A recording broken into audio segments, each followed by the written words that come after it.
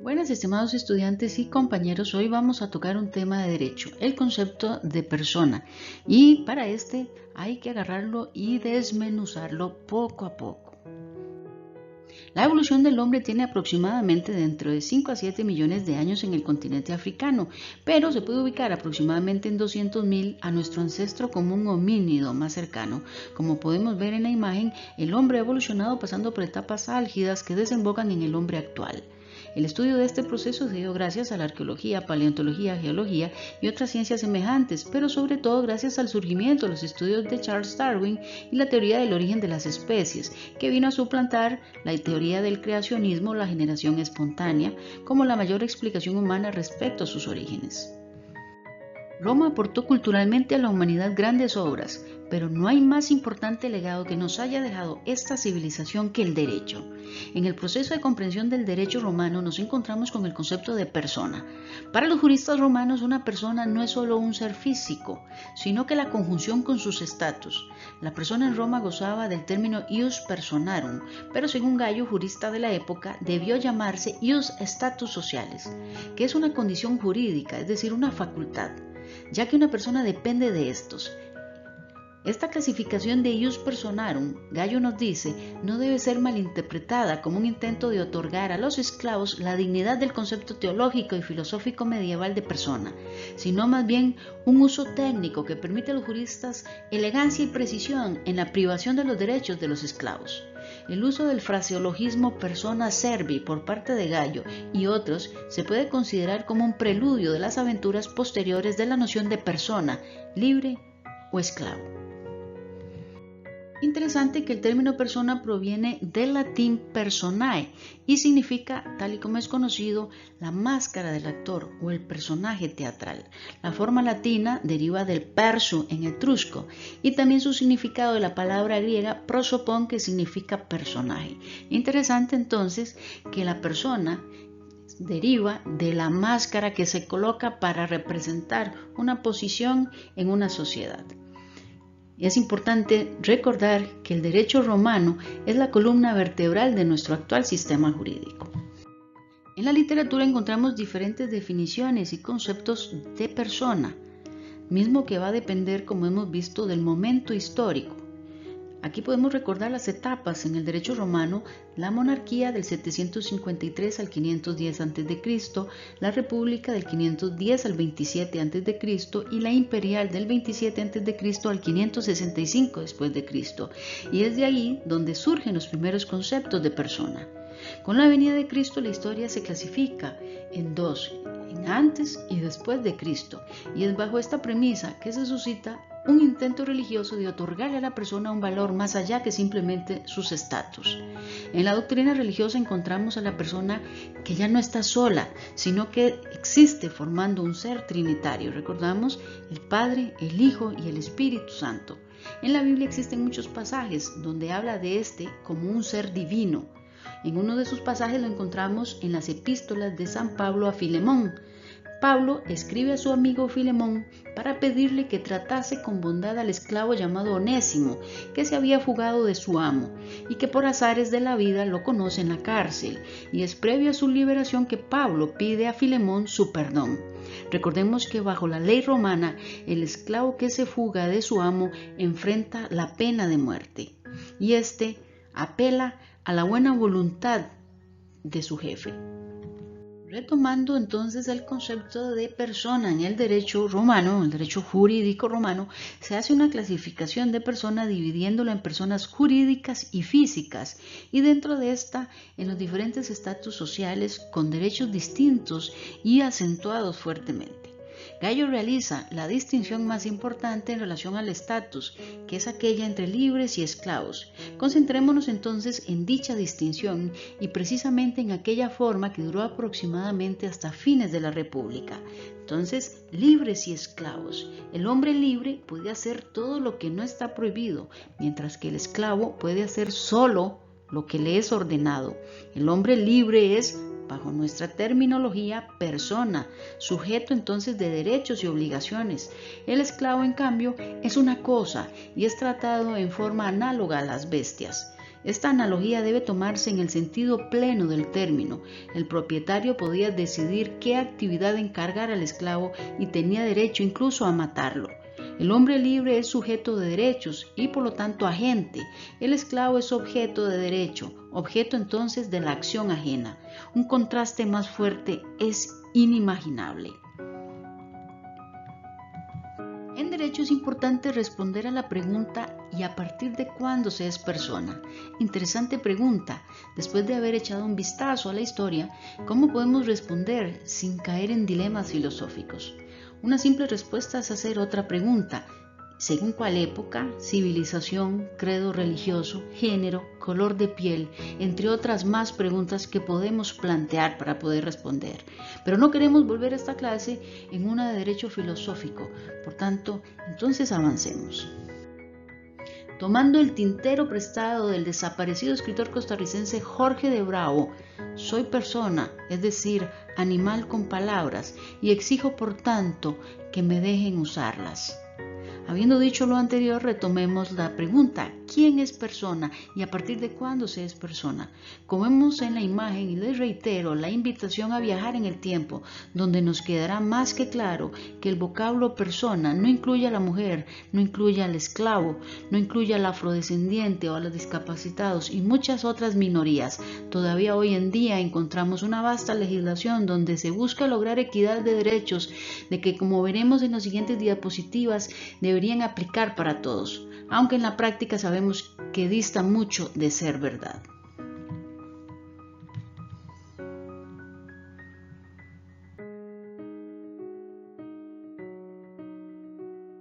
Entrando en materia meramente jurista, entonces las personas en el ordenamiento jurídico se clasifican en personas físicas o naturales y personas jurídicas o colectivas, ambos con sus atributos. En esta clase me voy a centrar con más detalle en la definición de la persona física. En el Código Civil, en el artículo 31, la existencia de la persona física principia al nacer viva y se reputa nacida para todo lo que le favorezca desde 300 días antes de su nacimiento. La representación legal del ser en gestación corresponde a quien la ejerza como si hubiera nacido y en caso de imposibilidad o incapacidad suya a un representante legal. En la Constitución Política, en el artículo 21, nos dice que la vida humana es inviolable y en su artículo 33, toda persona es igual ante la ley y no podrá practicarse discriminación alguna contraria a la dignidad humana. En la Declaración Universal de los Derechos Humanos, en su artículo 1, nos dice que todos los seres humanos nacen libres e iguales en dignidad y derechos, dotados como están de razón y conciencia, deben de comportarse fraternalmente los unos con los otros. Y en su artículo 2, toda la persona tiene los derechos y libertades proclamados en esta declaración, sin distinción alguna de raza, color, sexo, idioma, religión, opinión política o de cualquier otra índole, origen nacional o social, posición económica, nacimiento o cualquier otra condición. En su artículo 3 nos dice que todo individuo tiene derecho a la vida, a la libertad y a la seguridad de su persona. La persona física tiene sus atributos, entre ellos el nombre, el domicilio, su estado civil, la nacionalidad, su capacidad, el patrimonio y la personalidad. Vamos a ir viendo uno a uno. Tenemos derecho a un nombre. En el artículo 49 del Código Civil nos dice que toda persona tiene derecho y obligación de tener un nombre que la identifique, el cual estará formado por uno o a lo sumo dos palabras usadas como nombre de pila, seguida del primer apellido del padre y del primer apellido de la madre en ese orden. Y en el artículo 52 del Código Civil, cuando el hijo haya nacido fuera de matrimonio, se le pondrán los apellidos de la madre. Si ésta tuviera uno solo, se repetirá para el hijo.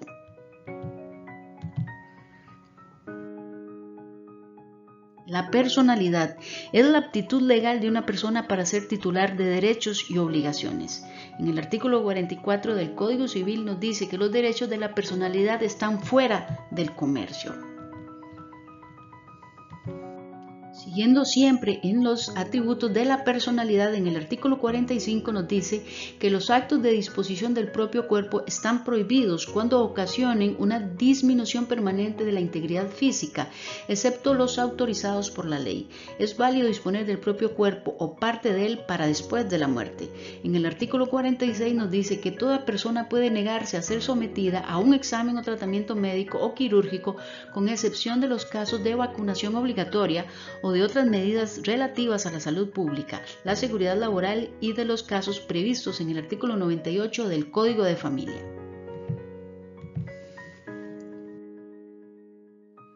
Hablando de la capacidad, que es parte de la personalidad y se divide en dos: la capacidad de goce, que es innata a la persona desde que nace, recordar cuándo se es persona para nuestra legislación, y la capacidad del ejercicio, que como veremos es limitada.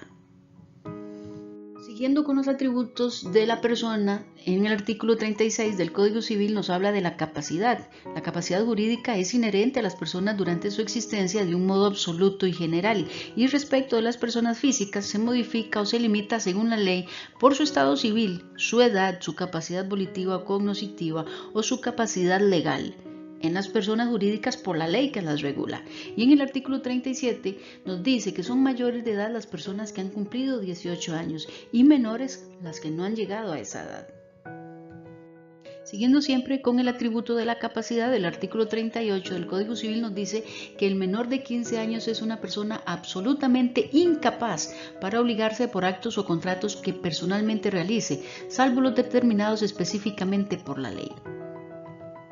Siempre en el atributo de la capacidad, en el artículo 39, nos dice que los actos o contratos que el mayor de 15 años realice por sí mismo, siendo todavía menor, serán relativamente nulos y podrán anularse a solicitud de su representante o del mismo menor cuando alcance la mayoría de edad, salvo si se tratare de su matrimonio y si ejecutare o celebrare el acto o contrato diciéndose mayor y la parte con quien contrató tuviere motivo racional para admitir como cierta dicha afirmación.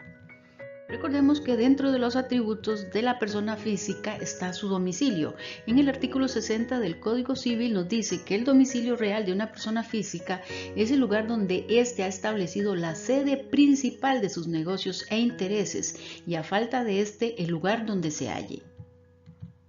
En el atributo del Estado civil, en el artículo 16 de la Ley de Declaración Universal de los Derechos Humanos, en el punto 1 nos dice que los hombres y las mujeres, a partir de la edad núbil, tienen derecho sin restricción alguna por motivos de raza, nacionalidad o religión a casarse y fundar una familia, y disfrutarán de iguales derechos en cuanto al matrimonio, durante el matrimonio y en caso de disolución del mismo.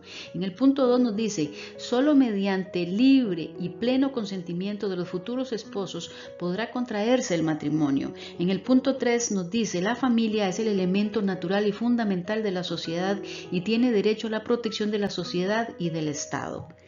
En el Tribunal Supremo de Elecciones nos dice que el Estado civil es el conjunto de condiciones de una persona física que determinan su situación jurídica y le otorgan un conjunto de derechos y obligaciones. Siempre en este importante atributo de la persona física, que es el matrimonio, es importante recordar que Costa Rica se convierte en el país número 29 del mundo que reconoce el matrimonio igualitario el 26 de mayo del 2020 y es el primer país centroamericano en hacerlo, después de la resolución consultiva llevada a cabo a la Corte Interamericana de Derechos Humanos, que declara inconstitucional la prohibición del matrimonio entre personas del mismo sexo contemplada en el Código de Familia. En la Comisión Permanente de Derechos Humanos, en su artículo número 1, nos dice que una unión civil, y a los efectos de esta ley se entiende por unión civil a la unión conformada libremente por dos personas con independencia de su sexo o orientación sexual; b, que hayan convivido en una relación afectiva, estable y pública por un periodo mínimo de 2 años; c, que los integrantes deben tener un domicilio legal conocido; y d, que deben inscribir dicha relación en un registro, lo que hace que demos un salto importante en los derechos humanos.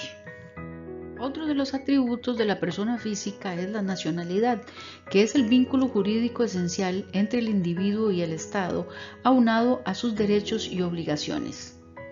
La Constitución Política, en su artículo 13, nos señala que son costarricenses por nacimiento: 1.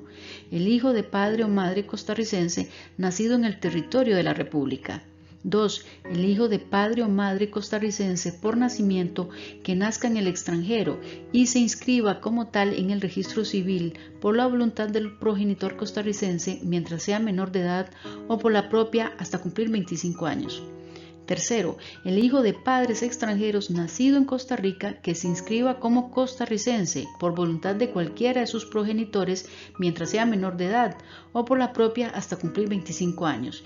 Y cuarto, el infante de padres ignorados encontrado en Costa Rica. El artículo 15 de la Declaración Universal de los Derechos Humanos establece el derecho de toda persona a una nacionalidad y a no verse privado arbitrariamente de su nacionalidad ni del derecho a cambiarla.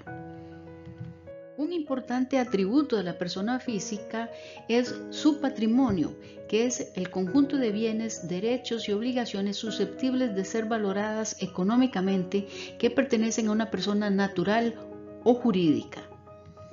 Como corolario del concepto de persona, el ser humano ha pasado por muchos retos, pero nunca imaginó el que le supone el de la época actual, la inteligencia artificial. Hasta aquí nuestra clase, espero que les sea de mucho provecho.